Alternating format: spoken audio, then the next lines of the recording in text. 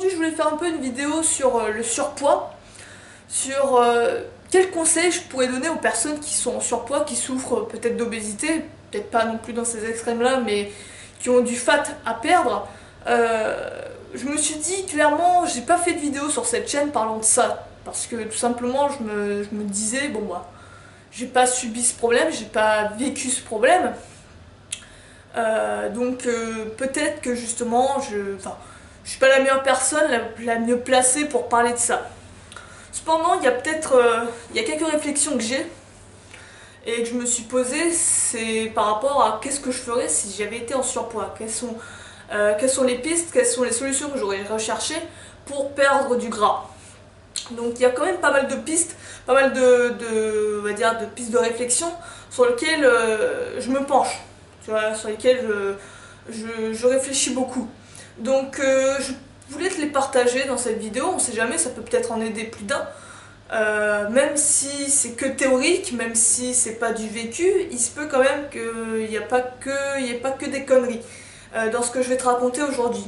Donc l'idée c'est de se poser la question, qu'est-ce que je ferais si j'avais été en surpoids? Quelle piste de solution j'aurais recherché? Alors, le premier truc que je me serais posé, c'est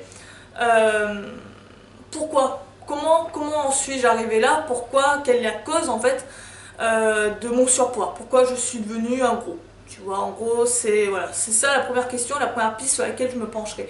C'est les raisons pour lesquelles je suis comme ça. Donc, en général, elles sont pas très compliquées et faciles à déduire. Tu sais très bien que si t'es devenu gros, c'est parce que, en partie, c'est dû à ton mode de vie, à ton environnement, au fait que tu aies une nutrition plutôt malsaine, plutôt axée sur du transformé, sur de la malbouffe, sur de l'industriel, sur du sucré, sur du gras, du mauvais gras, des trucs comme ça. Ensuite, c'est aussi dû au fait qu'il y ait peu d'activité physique, beaucoup de sédentarité. Le fait de rester chez soi, aussi bien devant sa télé ou devant son PC, que assis aussi au travail pendant 8 heures par jour. Tout ça, ça y joue. Tout ça fait en sorte que c'est des indicateurs, on va dire, des facteurs de gros risque d'obésité. Donc ça, c'est les premières choses, on va dire, problèmes qu'il faudrait se pencher dessus. Donc une fois que j'ai à peu près déterminé les causes, comme je te l'ai dit, elles sont pas compliquées à trouver, les solutions. Donc déjà le premier truc sur lequel je me pencherai, c'est le jeûne. Chercher à faire du jeûne. Tout simplement parce que quand tu te penches un peu plus là-dessus, tu te rends compte que c'est vraiment le jeûne apporte énormément de bienfaits au corps, que tu sois à la recherche de perte de graisse, que même de santé en général, le jeûne peut t'apporter énormément. Je t'invite à te renseigner beaucoup là-dessus, à lire des bouquins, à regarder des vidéos, il y en a une ribambelle sur internet, regarde un peu ce qu'il y a dessus. Donc il y a d'énormes bienfaits sur le corps. C'est vraiment un médicament à part entière, le jeûne. Donc se pencher là-dessus. Surtout pour la perte de graisse, ce qui est extrêmement intéressant, c'est que à un moment donné, en fait, ton corps va puiser dans les graisses, surtout sur les jeûnes longs, je vais en revenir après.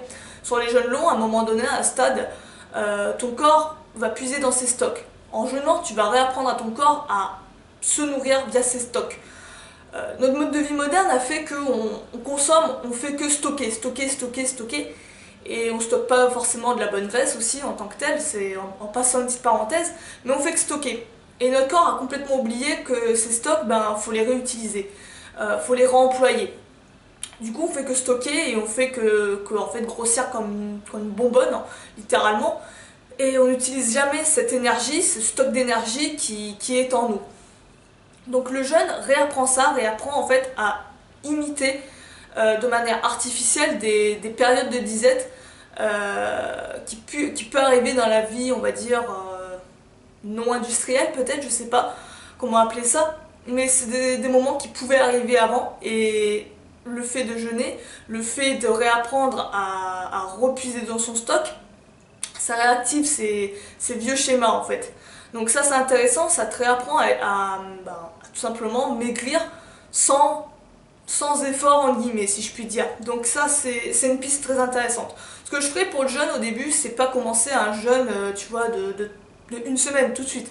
Non, c'est d'abord commencer à progressivement jeûner tranquillement, d'abord quotidiennement avec des jeûnes intermittents, c'est-à-dire que pendant du matin, pendant quoi, c'est quoi, 16 heures je crois, 16 heures de la journée, après c'est à toi de l'adapter selon ton niveau, mais au début moi ce que je ferais c'est sauter juste le petit déjeuner, commencer mon repas à midi, faire mes autres repas habituels, hein, classiques, sauter le repas de midi, le petit déjeuner, si t'en prenais un, et petit à petit chercher à réduire le nombre de repas, arrêter de prendre le petit déj, puis arrêter de prendre le déjeuner, le repas de midi, pour peut-être à un moment donné passer qu'à un seul repas par jour. Ça c'est vraiment dans une optique de perte de gras. Donc ça peut être une piste, ça peut être quelque chose de vraiment intéressant à tester. Donc ça, histoire de t'habituer progressivement, quotidiennement à jeûner, chercher à tout au long de la journée peut-être pas manger, mais au contraire juste manger un grand repas à ta faim le soir avant d'aller au lit. Ça c'est une manière de faire. Ensuite aussi, une fois que tu arrives à un moment où tu as bien jeûné tout au long de la journée, c'est faire quelques fois dans le mois un jeûne long, c'est-à-dire un jeûne qui dépasse 24 heures, qui va de 24 à 48, 36 heures même, peut-être même plus, mais petit à petit faire des jeûnes plus longs, peut-être une fois par mois, en plus du jeûne quotidien. Ça serait quelque chose que je chercherais à faire. Je te dis pas que c'est la solution, je te dis pas que c'est peut-être le truc à faire, mais moi personnellement c'est ce que je chercherais à faire. Faire ça et voir déjà comment je me sens, voir déjà au niveau de la balance ce que ça va donner. Je pense que ça peut avoir de bons résultats. Renseigne-toi vraiment sur le jeûne, je pense que ça peut être une piste. Ensuite, un autre truc que je ferais aussi, c'est réapprendre à manger à heure régulière. C'est peut-être pas ce qu'il y a de plus naturel en soi, mais c'est une certaine discipline qui t'empêchera en fait d'écouter les sirènes de l'industrie, on va dire. En mangeant par exemple 3 repas par jour, je dis un exemple comme ça, en mangeant 3 repas par jour à heure fixe, tu sais très bien que tu auras ton déjeuner, ton petit déjeuner, puis après ton prochain repas il sera pas à 10 heures ou 11 heures, il sera à midi, 1 heure, disons n'importe quoi, et après ton prochain repas, le dernier repas sera le repas du soir. En faisant ça, petit à petit, ton corps commence à moins avoir faim entre ces périodes, à moins avoir envie de grignoter. Il s'habitue à savoir que quand il aura faim, il faudra que ce soit midi, pas avant. Ça peut être aussi un truc sympa à faire. Aussi, quand on a un petit creux, par exemple un petit break, un petit casse-croûte, chercher à consommer des produits sucrés, mais des produits bruts, des produits sains, des fruits. Qu'est-ce qu'il y a d'autre? Essentiellement, tu auras des fruits en produits sucrés. Tu auras quoi d'autre en produits sucrés? Peut-être se faire une petite popote. Sans rajouter de sucre raffiné, hein, je l'entends. Chercher toujours des sucres naturels. Je pense aux dattes. Je pense à des produits aussi riches en calories, bien saines, comme les noix de cajou, les oléagineux, les amandes, les noisettes, tout ça. Se faire un petit truc comme ça, un petit casse-croûte bien sympa. Mais pas se ruer tout de suite sur les plats industriels, sur les gâteaux. Ça, c'est plus facile à dire qu'à faire. Mais déjà, essayer de mettre ça en place. Chercher à avoir à portée de main toujours un casse-croûte sain. Tu vois, une pomme, une banane, peu importe. Des fruits qu'on adore, essayer les fruits exotiques, pourquoi pas aussi, ceux qui connaissent pas. Ceux qui détestent les fruits, j'ai envie de dire, essayez les fruits exotiques, testez les fruits exotiques. Moi j'ai connu ça, les fruits exotiques. Moi quand j'étais petite, je préférais les fruits exotiques que les fruits normaux. Enfin les fruits normaux, les fruits français, pommes, poires, il y a quoi d'autre, pommes, poires, prunes, tu vois, je fais le cliché. Mais chercher les fruits exotiques, ça c'est quelque chose qui a beaucoup plus de goût, beaucoup plus de saveur. Donc moi j'ai eu cette chance de bénéficier de cette culture, de bouffer des fruits exotiques. Donc clairement quand j'étais petite je détestais les autres fruits. Si c'était pas exotique je les bouffais pas. Mais voilà, essayez peut-être pour se familiariser avec les fruits et légumes, tester les fruits exotiques. Ensuite, quoi d'autre? Sur le jeûne, je crois que voilà, j'ai dit à peu près ce que je voulais dire, remettre à bouffer à heure régulière. Ensuite, quoi manger?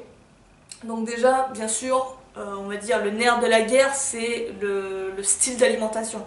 Dégager tout ce qui est industriel, tout ce qui est packaging, tout ce qui est sucré, gâteaux, biscuits, bonbons, plats préparés, tout ce qui sort d'une barquette en fait, hein, qui n'est pas un produit brut. Tout ça, le dégager au maximum et réapprendre à cuisiner par soi-même, réapprendre à acheter des produits bruts, des produits frais et les préparer soi-même pour être sûr en fait des ingrédients qui sont contenus dedans. Souvent dans les aliments préparés, on a des sucres ajoutés, on contrôle rien. On se fait littéralement berner. Donc là, réapprendre à avoir la main dessus, remettre la main sur ses aliments et savoir ce qu'il y a dans son assiette. Donc préparer par soi-même. Peut-être faire des recettes toutes connes, hein, pas chercher à faire Top Chef, mais des recettes toutes bêtes. Même déjà, je pense aux œufs, apprendre à faire une bonne petite omelette, hein, des trucs tout cons, mais vraiment chercher des vidéos sur cuisiner facile, des trucs comme ça pour réapprendre ça.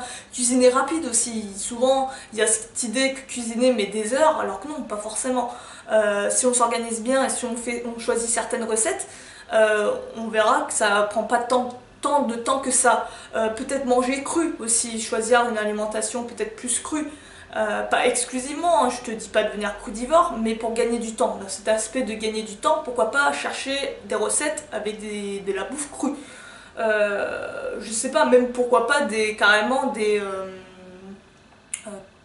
la viande crue, tu vois. Je pense à du gazpacho, attends, c'est quoi c'est pas le gazpacho c'est la soupe froide. C'est le carpaccio, je crois que c'est ça.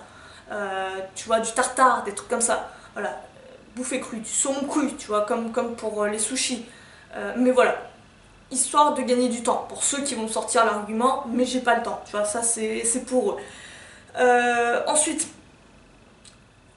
pour arrêter les produits industriels, premier truc que je dirais de faire, c'est commencer par arrêter avec les sodas, les boissons sucrées. Je dis ça par mon expérience personnelle parce que clairement moi j'ai depuis bien longtemps, quand j'étais petite, ma mère achetait des fois des plats préparés et tout ça, mais c'était rare, hein, mais elle achetait quand même des fois des plats tout faits, des plats, voilà, des pizzas industrielles, des pizzas surgelées, des trucs comme ça. Et petit à petit en fait j'ai complètement dégagé tout ça. Plat industriel. Le seul truc industriel que encore j'ai du mal à dégager entièrement, complètement, c'est tout ce qui est gâteau, sucrerie. Ça j'ai du mal, mais vraiment du mal. Comme quoi ça rend vraiment mais accro quoi cette connerie. Donc dégager les produits industriels en commençant par les sodas. J'ai commencé en fait en guillemets par ça. J'ai arrêté de boire tout ce qui est soda, tout ce qui est boisson sucrée.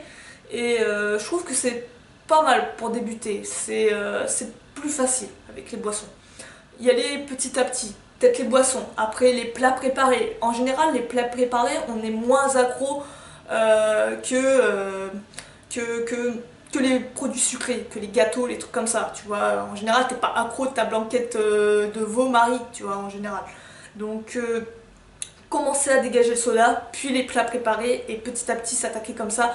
Substituer un produit sucré par quelque chose de sain mais que tu kiffes, que tu adores, tu vois. Je pense par exemple pour ceux qui connaissent les dattes Medjool, essayez les dattes Medjool, ça c'est un vrai bonbon, ça pourra vous remplacer vos Haribo, clairement.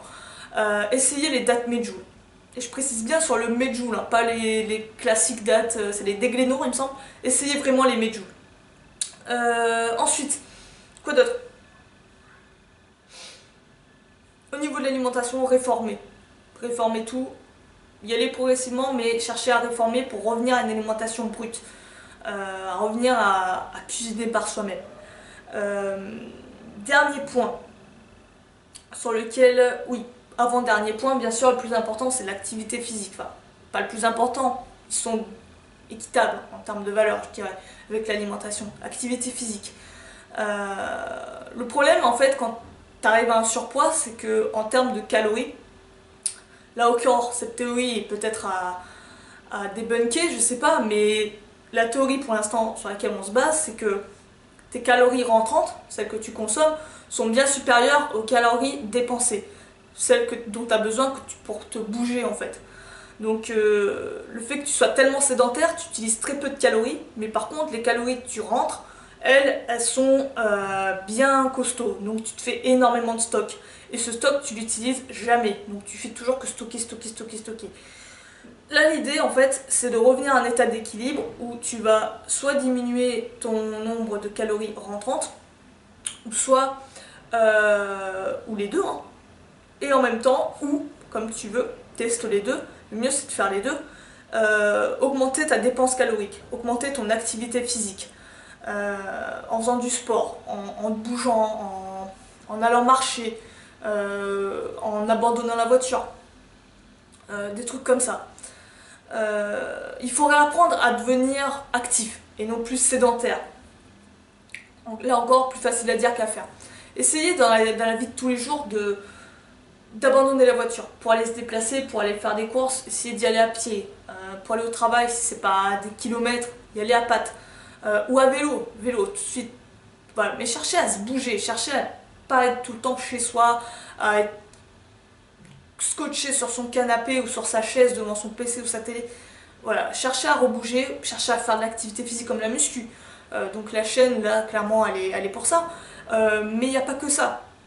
Il n'y a pas que le fait de faire 1 heure de muscu. Je pense que c'est pas vraiment suffisant. C'est déjà ça, mais c'est peut-être pas suffisant. Essayez quotidiennement, tout au long de la journée, faire des petits mouvements où on est actif, des petits moments où on est actif.